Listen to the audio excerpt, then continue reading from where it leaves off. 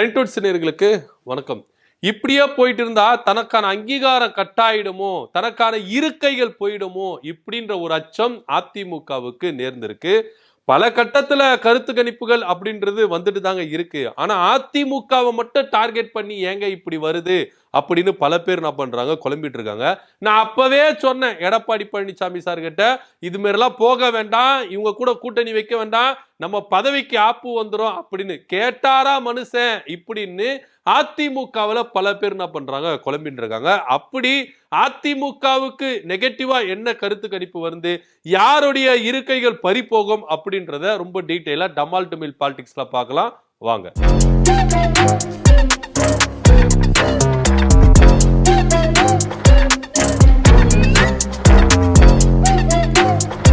தேர்தல் திருவிழா ரொம்பவே சூடு பிடித்து ஆரம்பிச்சிருச்சு. ஒவ்வொரு கட்சிகளும் ரொம்ப பரபரப்பா இருக்கிறாங்க. இதன் மத்தியில தேர்தல் கருத்து கணிப்பு அப்படின்றது ரிலீஸ் ஆகி ரொம்பவே என்ன பண்ணியிருக்காங்க, ஒரு சில கட்சிகளை பகிர்க்குள்ளாகி இருக்காங்க. இதுல குறிப்பா எடப்பாடி பழனிசாமிக்கு பெரிய ஒரு ஆபத்து வந்திருக்கு. இன்னும் சொல்ல போனா எதிர்கட்சி தலைவர் அப்படின்ற ஒரு இருக்கைக்கே ஆபத்து வந்துடும் போல இருக்கே, ஆப்பு வந்துடும் போல இருக்கே அப்படின்ற ரேஞ்சுக்கு எடப்பாடி பழனிசாமி ரொம்பவே தோய்ந்து போய் இருக்கிறாரு அப்படின்னு தான் எடுத்துக்கொள்ளணும். ஏன் அப்படின்னு பாத்தீங்கன்னா, லோக்போல், போல் டிராக்கர் அப்படின்ற ரெண்டு நிறுவனம் தேர்தல் கருத்து கணிப்பை என்ன பண்ணாங்க, ரிலீஸ் பண்ணாங்க. தமிழ்நாட்டில் யாரு ஆட்சியை பிடிக்க போறா அப்படின்றத. இதுல திமுக அறுதி பெரும்பான்மையோட கிட்டத்தட்ட 181 இடங்கள் பெற்று அவங்க ஆட்சியை பிடிப்பாங்க அப்படின்னு சொல்லப்பட்டது.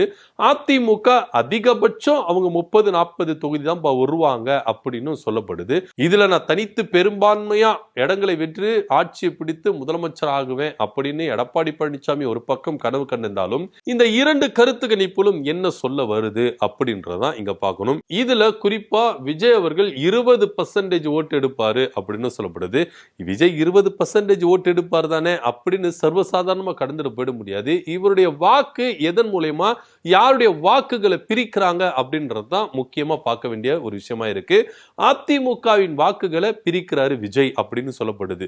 சிறுபான்மையினர் மோஸ்ட்லி என்ன பண்ணுவாங்கன்னா, பாஜக கூட கூட்டணி வச்சதுனால திமுக பக்கம் ஓட்டு போகுது. நடுநிலையாளர்கள் பெரும்பாலானோர் திமுகவுக்கும் விஜய்க்கும் வாக்களிக்கிறதுக்கு வந்துட்டாங்க. ஏன்னா பாஜக கூட கூட்டு சேர்ந்ததுனாலதான் அதிமுகவுக்கு இந்த ஒரு இழப்பு அப்படின்னு பேசப்படுது. இதே அதிமுகவு ஜெயலலிதா இருக்கும் பொழுதும் எம்ஜிஆர் இருக்கும் பொழுதும் பல சாதனைகளும் பல சோதனைகளும் வந்திருக்கு. ஆனா தன்னுடைய இருக்கைகள் அப்படின்றதுல இதே அதிமுக ஆளுங்கட்சியாவே இருந்திருக்கு, எதிர்கட்சியாவே இருந்திருக்கு. தமிழ்நாட்டு அரசியல் வரலாற்றுல இந்த வாட்டி அந்த வரலாறு உடைக்கப்படும். எடப்பாடி பழனிசாமி அதாவது அதிமுக எதிர்கட்சியில உட்கார மாட்டார் அப்படின்ற ஒரு திடுக்கிடும் தகவலும் இங்க முன்வைக்கப்படுது. இவர் தேர்தலில் ஜெயிக்கிறாரு, அறுதி பெரும்பான்மையுடைய இடங்களில் வென்று ஆட்சியை பிடிக்கிறது இருக்கட்டும், எதிர்கட்சி தலைவரா உட்காருவாரா அப்படின்ற ஒரு பெரிய கேள்விக்குறியாவே இருக்கு. இங்க எதிர்க்கட்சி யாரு உட்காருவா அப்படின்ற ஒரு இழுப்பறியில அதிமுகவும் டிவிகேவும் தான் அப்படின்ற ஒரு ரேஞ்சுக்கு போயிட்டு இருக்கு. குறிப்பா அதிமுகவுக்கு ஏன் இந்த இழப்பு அப்படின்னு சில காரணங்களும் சொல்லப்படுது. முதல்ல அதிமுகவில் ஏற்பட்ட பிளவுகள், ஓபிஎஸ், டிடிவி தினகரன், சசிகலா இவங்க எல்லாருமே பிரிஞ்சு போனது ஒரு காரணம். இதுல பல அதிருப்தி நிர்வாகிகள் வெளியே இருந்து காரணம். செங்கோட்டையன் முதற்கொண்டு ஜேசிடி பிரபாகரன் முதற்கொண்டு எல்லாருமே வெளியே இருந்தும் ஒரு காரணமா சொல்றாங்க. இதெல்லாம் போக உட்கட்சி மோதல் விவகாரம் இதுதான் ரொம்ப பயங்கரமா அடி வாங்கியிருக்கு. அதிமுகவில் ஓபிஎஸ் ஓரம் கட்டிட்டேன், டிடிவி தினகரன் ஓரம் கட்டிட்டேன், சசிகலாவை ஓரம் கட்டிட்டேன், இனி யாரும் எனக்கு எதிரி இல்லை, நான் தான் அதிமுகவை ஃப்ரீயா நான் பண்ண போறேன், ஆள போறேன் அப்படின்னு எடப்பாடி பழனிசாமி நினைச்சிருந்தாலும் கூடவே சுத்திக்கிட்டு இருக்கிறாங்க அவருக்கு ஆப்பு வைக்கிறதுக்கு. உட்கட்சி மோதல் அப்படின்றது ரொம்பவே பகிரங்கமா இறங்கி அடிக்க ஆரம்பிச்சிட்டாங்க. இதுல தலைமையில் இருக்கிற எடப்பாடி பழனிசாமிக்கும் ரொம்பவே நெருக்கடி கொடுக்கிறாங்க. ஆனா அதிமுகவை பொறுத்த வரைக்கும் எடுத்தீங்கன்னா ஒட்டுமொத்தமா எல்லா மாவட்டங்களிலும் உட்கட்சி மோதல் வருது. நான் மாவட்ட செயலாளர்களும் முன்னாள் அமைச்சர்களும் இரண்டாம் கட்ட நிர்வாகிகளுமே இந்த உட்கட்சி மோதலை தன்னுடைய கண்ட்ரோல் வச்சார். ஒரு மாவட்டத்தை எடுத்துக்கிட்டீங்கன்னா அந்த மாவட்டத்தில் ஒரு முன்னாள் அமைச்சர் இருப்பாரு. அவர் தான் அந்த மாவட்டத்துக்கே என்ன மீறி யாருமே இங்க வளர்ந்துடக்கூடாது, என்ன மீறி எடப்பாடி பழனிசாமி இங்க எந்த ஒரு முடிவு எடுக்க மாட்டாரு அப்படின்னு முன்னாள் அமைச்சர்கள் எல்லாருமே எடப்பாடி பழனிசாமி சுற்றி வளைச்சிருக்காங்க. ஸோ எடப்பாடி பழனிசாமி ஒரு அதிகாரமிக்க தலைவரா இவங்களை மீறி முடிவு எடுக்கவே முடியல அப்படி அப்படின்றது தான் நிதர்சனமான உண்மையா இருக்கு. இன்னும் சொல்ல போனா ஒவ்வொரு மாவட்டத்திலும் தனக்கு விசுவாசமானவர்கள் தான் பெயர் பரிந்துரைத்தவர்களை மட்டும்தான் எடப்பாடி பழனிசாமி வேட்பாளர்களா அனௌன்ஸ்மெண்ட் பண்ணியிருக்காரு. கண்டி உண்மையா உழைச்சவங்களுக்கு இங்க அங்கீகாரம் இல்ல. அங்க உழைப்புக்கேத்த ஒரு அங்கீகாரம் இங்க இல்லவே இல்லை. அமைச்சர்கள் முன்னாள் அமைச்சர்களை காக்கா பிடிச்சா போதும்பா, முன்னாள் அமைச்சர்களை பணம் கொடுத்து சரி பண்ணா போதும், நமக்கு சீட்டு கன்ஃபார்ம் அப்படின்னு தான் உண்மையா உழைக்கிறவங்க இங்க புலம்புறாங்க. ஆனா எடப்பாடி பழனிசாமியால இந்த முன்னாள் அமைச்சர்களை மீறி செயல்பட முடியல அப்படின்றது தான் நிதர்சனமான இருக்கு. சோ அவருடைய இழப்புக்கு, அவருடைய தோல்விக்கு இதுவும் ஒரு வகையான காரணங்கள் இருக்கும் அப்படின்னு சொல்லப்படுது. குறிப்பா அதிமுக எடுத்துட்டீங்கன்னா தென் மாவட்டங்கள் டெல்டா மாவட்டங்கள்ல கோலோச்சிட்டு இருந்தாங்க. ஆனா எடப்பாடி பழனிசாமியுடைய வரவினால தென் மாவட்டங்களையும் டெல்டா மாவட்டங்களையும் இழக்கிறதுக்கு நேரிடும் இந்த 2026 சட்டமன்ற தேர்தல்ல. ஏன்னா அதிகப்படியான வாக்கு அவங்களுக்கு அந்த சைடு இருந்து வராது அப்படின்னு பேசப்படுது.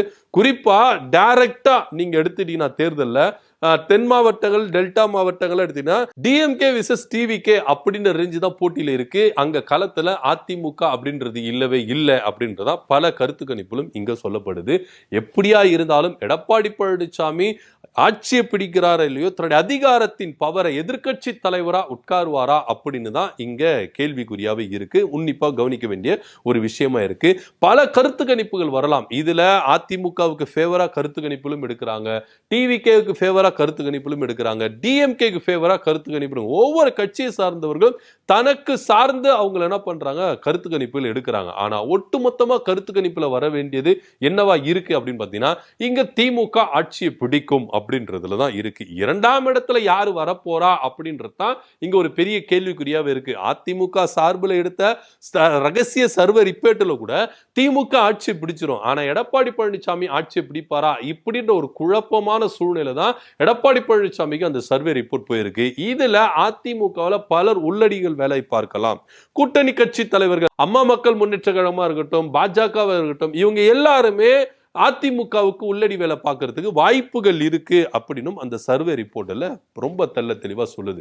ஸோ எடப்பாடி பழனிசாமி தலைமையை ஏத்துக்கிறதுக்கு யாரும் தயாரா இல்லை அப்படின்றதான் இங்க ரொம்பவே வெட்ட வெளிச்சமா காட்டப்படுது. இதே அதிமுக பல சவால்கள் பல சோதனைகள் ஏற்பட்டிருக்கு. ஆனா இந்த தேர்தல் அதிமுக எதிர்கட்சி வரிசையில உட்காருமா அப்படின்ற ஒரு பெரிய சவால் தான் எடப்பாடி பழனிசாமிக்கு முன்னாக இருக்குது.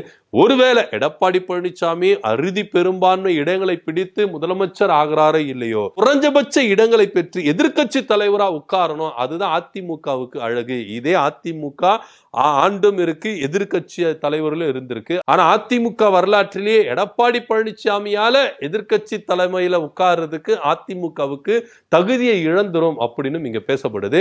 விஜய் அவர்கள் உண்மையிலேயே அதிமுக வாக்கு வங்கியை பிரிக்கிறதுக்கு தான் வராரு அப்படின்றதுல எந்தவித மாற்று கருத்து இல்லை. ஏன்னா திமுகவுக்குன்னு ஸ்டேபிளா ஒரு சில வாக்கு வங்கிகள் இருக்கும், அது அப்படியே திமுக கூட்டணிக்கு போயிடும்.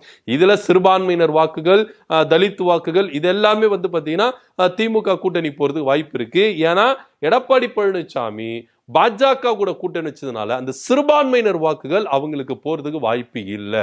ஒருவேளை சரி ஓகே எங்களுக்கு தான் வரதுக்கு வாய்ப்பு இல்லை, டிவிகே விஜய் பக்கம் போலாமே அப்படின்னு பார்த்தா விஜயுடைய நிலைப்பாட்டும் இங்க சரியில்லை. அவர் பாஜகவுக்கு ஆதரவா இருக்கிறாரு. நாங்க பாஜகவுக்கு ஸ்ட்ரெயிட்டா போறதும் ஒண்ணுதான், விஜய்க்கு ஸ்ட்ரெயிட்டா போறதும் ஒண்ணுதான் அப்படின்னு சிறுபான்மையினர் மக்களும் இங்க குரல் கொடுக்கறத நம்ம இங்க பார்க்க வேண்டியதா இருக்கு. சோ ஆக மொத்த சிறுபான்மையினர் வாக்குகள் எடப்பாடி பழனிசாமி டைரக்டா பாஜக கூட கூட்டணி வச்சிருக்கிறாரு, விஜய் ரகசியமா கூட்டணி வச்சிருக்கிறாரு. சோ இதனால சிறுபான்மையினர் மக்கள் என்ன பண்றாங்கன்னா இந்த வாக்குகளை நாங்க வீணடைக்கிறதுக்கு விரும்பல, அதனால திமுகவுக்கு போறதுக்கான வாய்ப்புகள் இருக்கு அப்படின்னும் அந்த சர்வே ரிப்போர்ட்ல சொல்லுது. சோ இப்படியா இருக்கும் பொழுது திமுக கூட்டணி அதிகபட்சமா 180 இடங்களுக்கு மேலாக வென்று அவங்க ஆட்சியை தக்க வைத்துக் கொள்வாங்க அப்படின்னு சொல்லப்படுது. இந்த தேர்தல் திமுகவுக்கான தேர்தல் கிடையாது. அதிமுக விசஸ் டிவிக்கு யார் எதிர்க்கட்சியா உட்கார போறா அவங்களுக்கான தேர்தல் பா.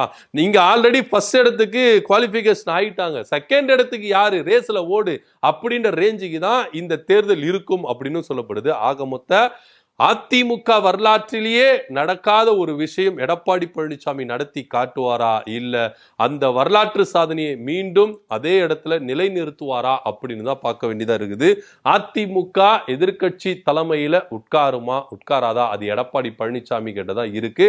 அவர் என்ன மாதிரி ஒரு தேர்தல் வியூகங்களை வகுத்து திரும்பவும் அதிமுக ஆட்சியை பிடிக்குதோ இல்லையோ, எதிர்க்கட்சி வரிசையில எதிர்க்கட்சி தலைவரா உட்காரணும் அப்படின்ற ஒரு சாதனையை அவர் படைப்பாரா இல்லையா அப்படின்றதா இங்க பார்க்க வேண்டிய ஒரு விஷயமா இருக்கு. இதை பத்தியோட கருத்து என்ன அப்படின்றத கீழே கமெண்ட் பண்ணுங்க. நன்றி, வணக்கம்.